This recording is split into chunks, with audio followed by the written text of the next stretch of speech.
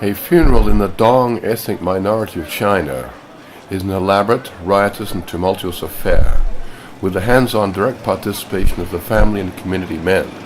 No women in sight at this funeral. This event is clearly important to celebrate a full life well lived. Each of our lives is a 1 in a billion chance, and yet this man has lived his full term.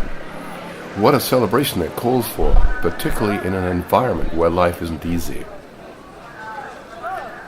As the pallbearers prepare the carriage for the coffin, others wait around watching, probably offering unsolicited advice.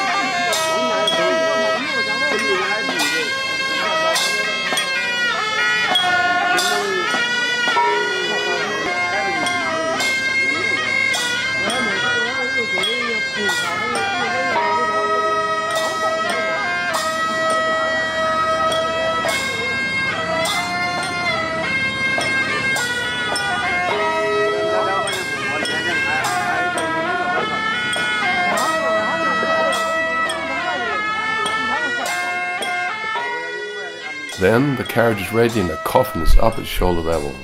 Suddenly, the atmosphere changes from patient anticipation to dynamic action. There's a palpable feeling of excitement, enhanced by the music, sound and smell of firecrackers, and the sense of this is it. The pallbearers erupt onto the street and proceed on the long walk to the cemetery.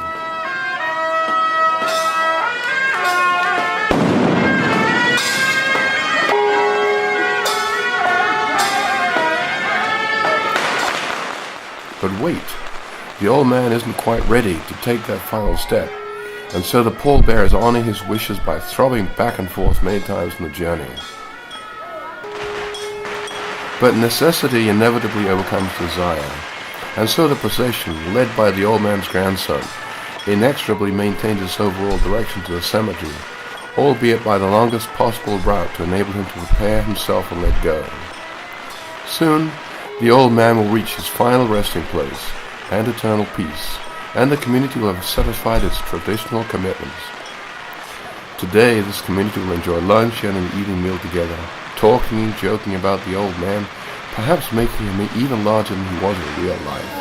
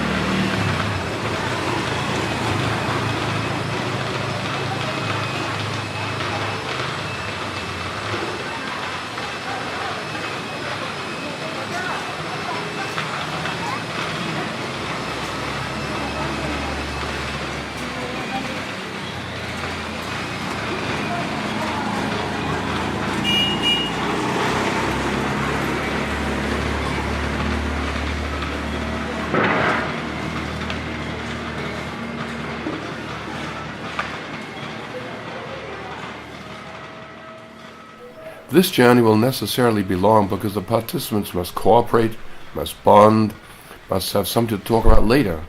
How does this compare to other funeral processions? How one man supported another when he tripped, how another told an anecdote, and so on.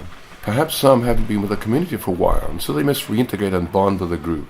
The back and forth movement of the pallbearers and coffin, probably much like a dance troupe performing a piece without a choreographer, forces them to become a fluid unit despite the outward apparent chaos. There is meaning in all of this, quite fundamentally about community. A community that cares, bonds, cooperates, and survives. That's what it takes in harsh conditions. But paradoxically, what we see here is male community with no female participation in this big event. Yet, in the marketplace with its busy stalls selling anything from food to clothes to trinkets, we see mostly women at work, and odd enough, this was the largest congregation of young men that I saw in 3 weeks of travel to minority communities throughout southwest China. Normally they were conspicuous by their absence, presumably having departed for the big cities that absorb most young men and an increasing number of young women these days. Maybe this intense and emotional day, along with the wine and beer, may inspire some of the young males to start their own family. But they must be cautious, because although a rural minority family may have 2 children, it is a big step in the Chinese system. There are consequences if the hormones overpower prudence.